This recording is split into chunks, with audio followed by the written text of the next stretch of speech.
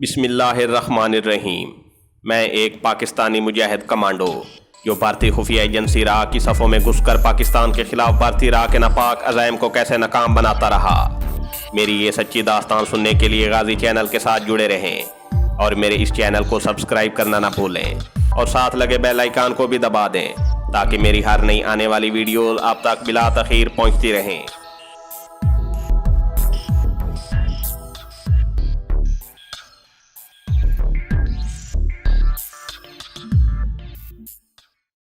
मुझे यकीन है कि इस दौरान अगर ये साबित हो गया कि मिस्टर चक्रवर्ती पाकिस्तानी एजेंट है तो फिर यकीन करें चक्रवर्ती की गिरफ्तारी से पहले मैं उसके साथी पाकिस्तानी जासूसों को हथकड़ियाँ लगवा चुका हूँगा।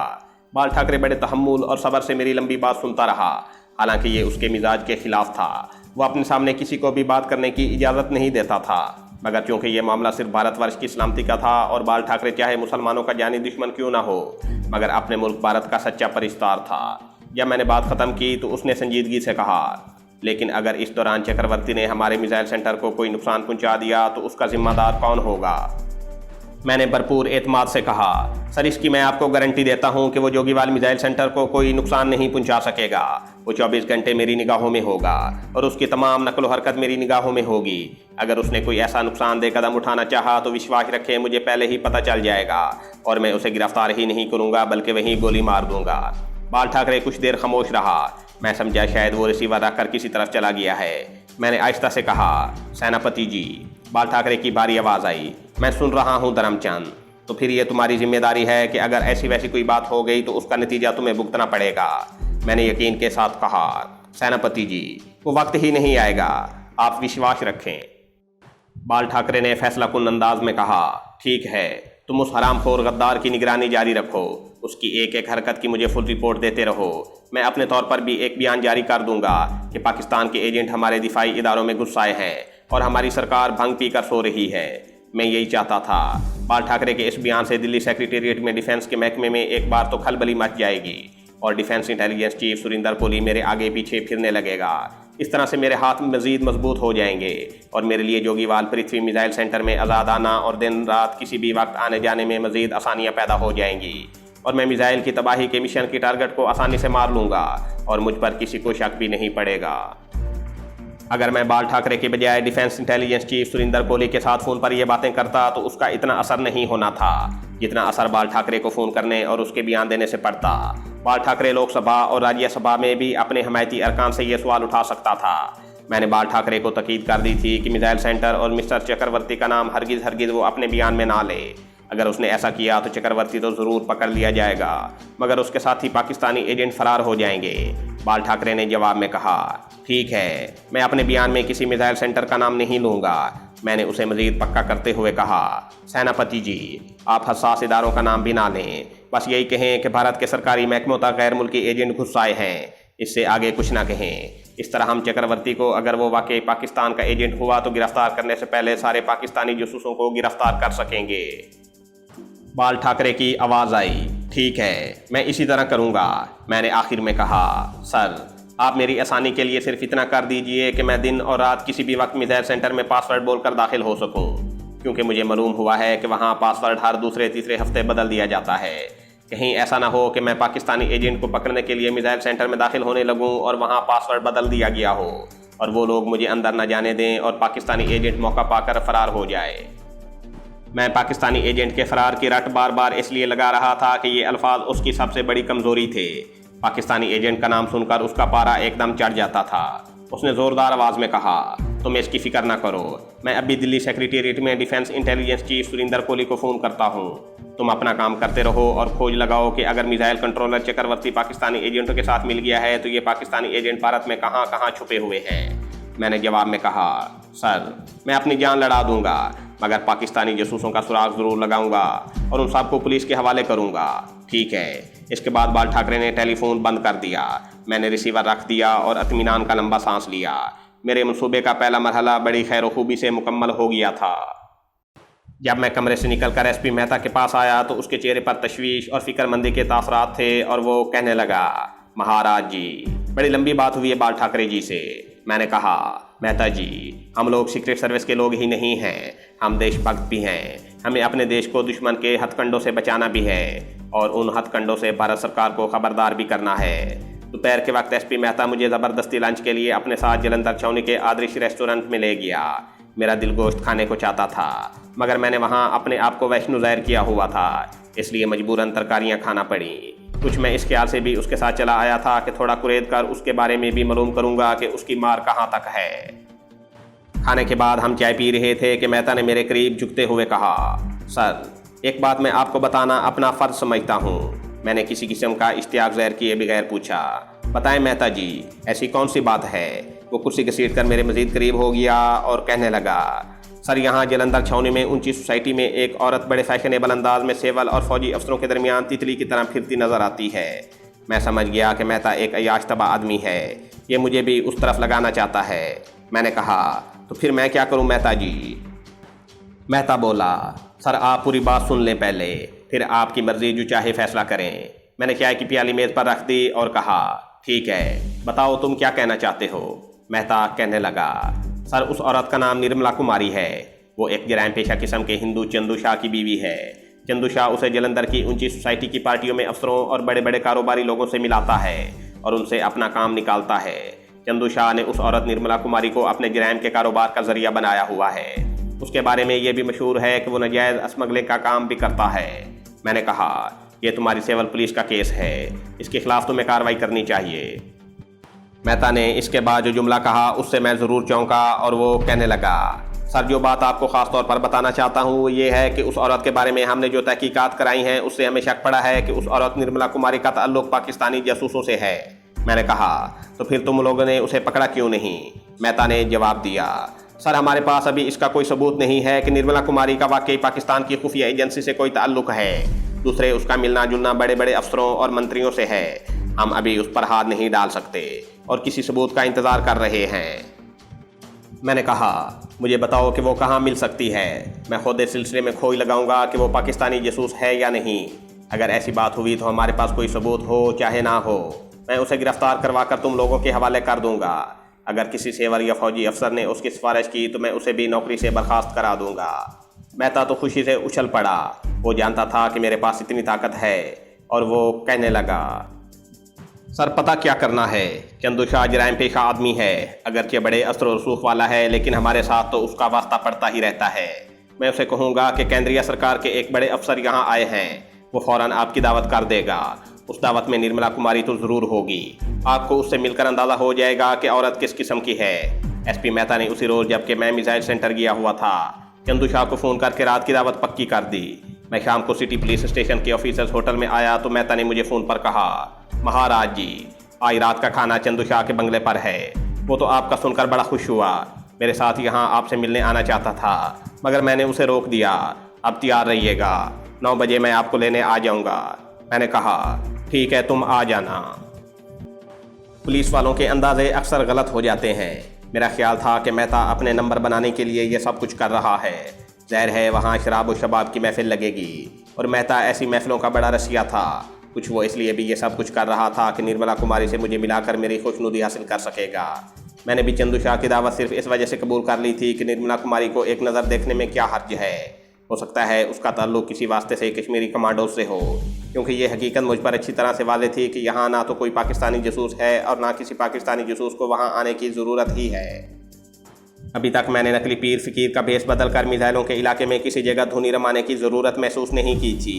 मैंने पाकिस्तानी जासूसों के खोज का मिसाइलों के अड्डे के अंदर ही चक्कर चला दिया था। शाम को जब मैं पृथ्वी मिसाइलों के अड्डे में पासवर्ड बताकर गया था तो मेरी मुलाकात ब्रिगेडियर से नहीं हो सकी थी। मिस्टर घोष मिला था और मैं मिसाइल कंट्रोलर मिस्टर चक्रवर्ती से ख़ास तौर पर मिला था। चंदू शाह की दावत पर जाने से पहले मैंने अपनी खुफिया डायरी में मिसाइल सेंटर के दौरे की रिपोर्ट भी दर्ज की और दिल्ली फ़ोन करके डिफेंस इंटेलिजेंस के चीफ सुरिंदर कोहली से बात की तो वो घबराया हुआ था। बाल ठाकरे ने बीजेपी के लीडर और लोकसभा के मेंबर को सारी बात बता दी थी और उसे खूब डांट भी पिलाई थी। उसने डिफेंस सेक्रेटरी को फ़ोन पर मेरी खुफिया रिपोर्ट पहुंचा दी थी। डिफेंस सेक्रेटरी ने उसी वक्त सुरिंदर कोहली को बुलाकर हिदायत की थी कि सीक्रेट सर्विस के स्पेशल ऑफिसर मिस्टर धर्मचंद को जलंधर के इलाके में और ख़ास तौर पर मिसाइल सेंटर में हर किस्म की सहूलत बहम पहुँचाई जाए।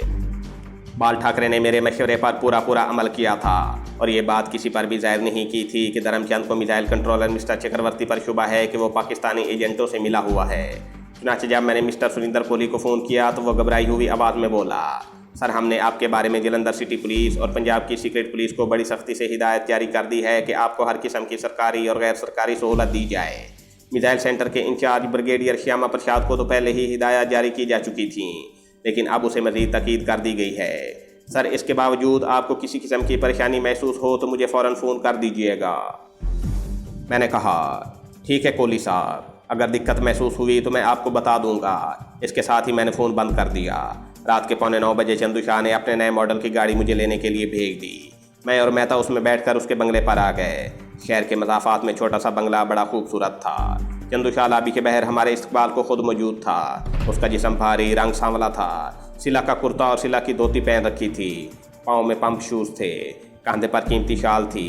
उंगलियों में कीमती अंगूठियाँ चमक रही थीं। हाथ बांधकर उसने मुझे नमस्कार किया और गाड़ी का दरवाज़ा खोलकर बोला, हमारे धन बाग के चिमटी के घर में नारायण पधारे हैं।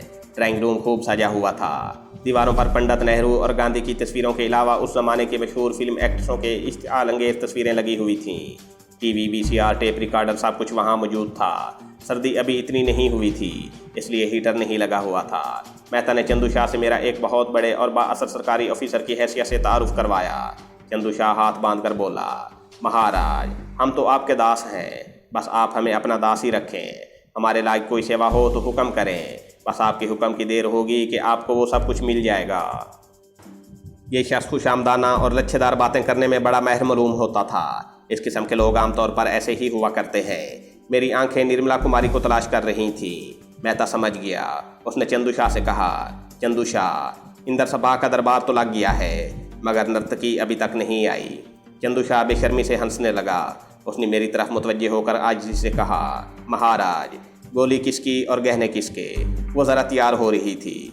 आप इतनी देर कुछ खा पी लें। क्या शौक़ फरमाएंगे आप? इम्पोर्टेड बियर भी है, स्कॉच भी है, जो हुक्म करें। मैं इन दोनों में से किसी चीज़ का भी शौक़ नहीं करता था। मैं अभी जवाब देने ही वाला था कि मेहता जल्दी से बोला, स्कॉच ले आओ, बियर तो पानी होता है। क्यों महाराज जी? मेहता ने जुमले का आखिरी हिस्सा मेरी तरफ देखते हुए अदा किया। शराब वगैरह मैं बिल्कुल नहीं पीता था। मैंने चंदू शाह से कहा, मेरे लिए कॉफ़ी मंगवा दे तो बेहतर होगा। SP मेहता और चंदू शाह ने एक दूसरे को देखा। आंखों ही आंखों में कुछ इशारे किए और चंदू शाह बोला, जैसे आपकी मर्जी महाराज। उसने नौकर को इशारा किया कि कॉफ़ी बनवा कर ले आए। जब तक कॉफ़ी आती, चंदू शाह केंद्रीय सरकार के वज़ीरों, मुशीरों और BJP और राष्ट्रीय सेवक संघ के लीडरों से अपनी वाकफियत और दोस्ती की डेंगे मारता रहा। मुझे उस शख्स से कोई दिलचस्पी नहीं थी। मैं निर्मला कुमारी के लिए वहाँ आया था और उसी का इंतज़ार कर रहा था।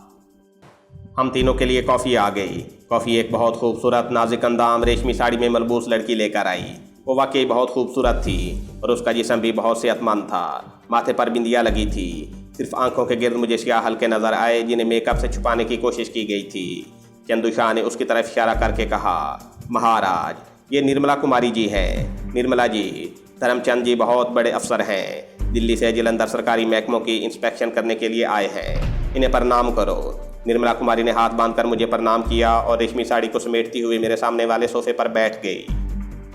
निर्मला कुमारी के आने से कमरे की फिजा में किसी कीमती परफ्यूम की खुशबू फैल गई थी। चंदू शाह खुदा जाने क्या क्या बातें कर रहा था। मैं उसकी बातों के जवाब में हूँ हाँ भी किया जाता था और निर्मला का भी जायजा ले रहा था। मुझे उस खूबसूरत और इंतहाई कीमती लिबास वाली लड़की के चेहरे पर एक गहरी उदासी और अफसरदगी मेकअप की रंगीनियों से छनती हुई नजर आ रही थी। या मैंने उससे बातें शुरू की तो मुझे महसूस हुआ कि निर्मला कुमारी का लहजा मशरक़ी पंजाब की आम हिंदू औरतों जैसा नहीं है। मेहता और चंदू शाह ने अपने लिए स्कॉच मंगवा ली थी और हमसे इजाज़त तलब करने के बाद शराब का दौर शुरू कर दिया था। मुझे मौका मिल गया। मैंने चंदू शाह से कहा, चंदू जी, आप तो अपनी तफरीह में लग गए हैं। मेरा ख्याल है मुझे और निर्मला कुमारी को मौका दें कि हम कोने वाली खिड़की के पास बैठकर बातें करें। बिल्कुल महाराज, बिल्कुल। निर्मला जी, तुम धर्मचंद जी से खिड़की वाले सोफे पर बैठकर बातें करो। ये बड़े अच्छे आदमी हैं। मैं और निर्मला कुमारी ड्राइंग रूम के कोने में खिड़की के पास आकर सोफे पर बैठ गए। मैंने निर्मला से पूछा कि वो किस शहर में पैदा हुई थी। वो मुस्कुराई और कहने लगी, मेरा जन्म जलंधर के करीब एक गांव में हुआ था। BA मैंने जलंधर गवर्नमेंट गर्ल्स कॉलेज से किया है और जलंधर में हमारे रिश्तेदार रहते हैं। माता जी भी मेरे साथ जलंधर में ही आ गई थीं। मैंने पूछा, चंदू शाह जी से तुम्हारी शादी कब हुई थी? तुम उम्र में चंदू शाह से बहुत छोटी लगती हो। वो हंस पड़ी और साड़ी के पल्लू को दुरुस्त करते हुए बोली, बस महाराज, यहाँ संजोग होता है वहाँ विवाह हो जाता है। ये तो जन्म जन्म का साथ होता है। मुझे निर्मला कुमारी की बातों में कोई ऐसी खास बात दिखाई ना दी जिससे ये अंदाज़ा होता या शक पड़ता कि उसका ताल्लुक जासूसों के किसी गिरोह से है। वो एक ऐसी खूबसूरत हिंदू लड़की थी जिसकी शादी किसी मजबूरी के तहत उससे ज़्यादा उम्र के हिंदू से हो गई थी, जो जराइम पेशा था और जो उसके ज़रिए सरकार दरबार में अपना काम निकलवाता था और ऐश की ज़िंदगी बसर कर रहा था। मेरे लिए अब निर्मला कुमारी में दिलचस्पी लेने का कोई जवाब नहीं था। चंदू शाह मेरे बहुत आगे पीछे फिरता रहा। फिर निर्मला कुमारी को मेरे पास छोड़कर एसपी मेहता और चंदू शाह दूसरे कमरे में भी चले गए, लेकिन ये सारी बातें मेरे लिए बेकार थीं। खाना खाने के बाद मैंने मेहता से कहा, मैं चलता हूँ, मुझे एक ज़रूरी फ़ोन करना है। इस दौरान मैंने एक बात ज़रूर नोट की थी कि निर्मला कुमारी का रवैया बेहद मोहतात था और उसने आज खुद मेरे करीब होने की एक बार भी कोशिश नहीं की थी। मैंने उसे औरत की बुनियादी शर्म-ओ-हया पर महमूल किया। यह बात तजर्बे में आ चुकी थी कि औरत खा कितनी अय्याश और पेशावर क्यों ना हो, वो खुद किसी किस्म की दस्तदराजी नहीं करती। जाने का सुनकर चंदू शाह बोला, महाराज अभी थोड़ी देर और बैठें, हमें सेवा का थोड़ा और मौका दें। मैंने उठते हुए कहा, नहीं चंदू शाह जी, मेरा जाना ज़रूरी है। मेहता को मालूम था कि मेरे टेलीफोन अहम और ज़रूरी होते हैं। वो उठ खड़ा हुआ, चंदू शाह जी इस वक्त हमें इजाज़त दें, फिर किसी रोज़ सही। वहाँ से हम चंदू शाह की गाड़ी में बैठकर वापस आ गए। रास्ते में मेहता ने मुझसे पूछा, महाराज क्या ख्याल है निर्मला कुमारी के मुतल्लिक? मैंने पूछा, किस बारे में? वो बोला, महाराज जी आपने कुछ अंदाज़ा लगाया कि ये किस किस्म की औरत है? मेरा मतलब है उसका लिंक किसी पाकिस्तानी जासूस के साथ है या नहीं? मैंने कहा, मेरा ख्याल है कि ऐसी बात नहीं है। आप लोग इसकी निगरानी करते रहें। अगर आपकी CID ने कोई ख़ास बात नोट की तो मुझे खबर कर दीजिएगा। मुझे और भी बहुत काम है। सिटी पुलिस हेडक्वार्टर में एक वायरलेस रूम था। यहाँ रेडियो ट्रांसमीटर और रेडियो रिसीवर पर सिग्नल के ज़रिए दूसरी जगह पैगाम भेजने और वसूल करने की सहूलियात मुयस्सर थीं। यह सरकारी सिग्नल्स रूम था और पुलिस यहाँ से वायरलेस पर पैगाम देती और रिसीवर पर अपना पैगाम वसूल करती थी। दिन के वक्त यहाँ 2 ऑपरेटर हवालदार ड्यूटी पर होते थे। रात को सिर्फ एक कांस्टेबल ऑपरेटर ही ड्यूटी देता था। यहाँ से मैंने 1-2 बार सुरिंदर कोहली और बाल ठाकरे को खुफिया नंबर पर फ़ोन भी किया था, मगर मेरी नज़र रेडियो ट्रांसमीटर पर थी। उसके ज़रिए मैं पाकिस्तान में भट्ट साहब को सिग्नल भेजकर ये मालूम करना चाहता था कि क्या किसी तरह निर्मला कुमारी नाम की औरत उनकी जासूसी की लिस्ट में है या नहीं। अगरचे मैं जानता था कि ऐसी कोई बात नहीं है, फिर भी मैं अपना शक दूर कर लेना चाहता था ताकि मैं इत्मीनान से अपने असल मिशन पर काम कर सकूं। मैं सिटी पुलिस के हॉस्टल में ही ठहरा हुआ था। एक बड़ा आरामदेह कमरा मुझे मिल गया था। रेडियो ट्रांसमीटर वाला कमरा यहाँ से 1 ब्लॉक छोड़कर सिटी पुलिस हेडक्वार्टर के कम्प्लेक्स में ही था। मुझे हर जगह जाने की इजाज़त थी। वहाँ सबको मेरी ताकतवर खुफिया हैसियत का इल्म था, लेकिन इसके बावजूद मैं कोई ऐसी गैर जिम्मेदाराना हरकत नहीं करना चाहता था जिससे किसी को मुझ पर शक पड़ सके। पाकिस्तान में रेडियो ट्रांसमीटर के ज़रिए कोड अल्फाज में खुफिया पैगाम पहुँचाना एक ख़तरनाक काम था। यहाँ से जो भी सिग्नल या रेडियो पैगाम नशर किए जाते थे उनकी कंट्रोल रूम में मॉनिटरिंग भी होती थी। इत्मीनान की बात सिर्फ इतनी ही थी कि मैं जिस कोड ज़ुबान में पैगाम नशर करने वाला था उसका कोड किसी की समझ में नहीं आ सकता था। इससे पहले मैं अम्बाला के पुलिस हेडक्वार्टर से भी पाकिस्तान कुछ खुफिया पैगाम रेडियो ट्रांसमीटर के ज़रिए पहुंचा चुका था और कुछ नहीं हुआ था। चुनाचे मैं आधी रात के बाद अपने हॉस्टल से निकला और सिग्नल रूम में आ गया। रात की ड्यूटी पर मौजूद जो कांस्टेबल था मुझे देखकर उठ खड़ा हुआ। मैंने कहा, जवान मुझे मुंबई एक ज़रूरी पैगाम वायरलेस करना है, तुम दूसरे कमरे में चले जाओ। वो फ़ौरन कमरे से निकल गया। मैंने रेडियो ट्रांसमीटर ऑन करके पाकिस्तान की फ्रीक्वेंसी मिलाई, सिग्नल नशर किया। दूसरी कोशिश में दूसरी तरफ से मुझे सिग्नल का जवाब मिल गया। मैंने कोड ज़ुबान में पूछा, कौन बोल रहा है? दूसरी तरफ से खुफिया कोड में ही किसी ने कहा, मैं 10 नंबर हूँ। ये भट्ट साहब थे, यही उनका खुफिया नंबर था। मैंने मुख्तसर खुफिया अल्फाज में उनसे निर्मला कुमारी के बारे में पूछा कि क्या इस नाम की कोई औरत किसी पाकिस्तानी या कश्मीरी एजेंट के लिए काम कर रही है। भट्ट साहब ने जवाब दिया, हमारा कोई पाकिस्तानी एजेंट इस वक्त भारत में नहीं है, हम किसी निर्मला कुमारी को नहीं जानते। मैंने कहा, ओके, बस मुझे यही पूछना था। भट्ट साहब ने सवाल किया, तुम्हारे मिशन की क्या सूरत हाल है? उन्होंने खुफिया कोड में पृथ्वी मिसाइल के बारे में दरियाफ्त किया। मैंने कहा, इस बारे में आपको जो पहले इतला दे चुका हूँ, अभी तक वैसी ही सूरत हाल है। कोई पेशरफ्त हुई तो इतला कर दूंगा। फिर मैंने रेडियो ट्रांसमीटर बंद कर दिया।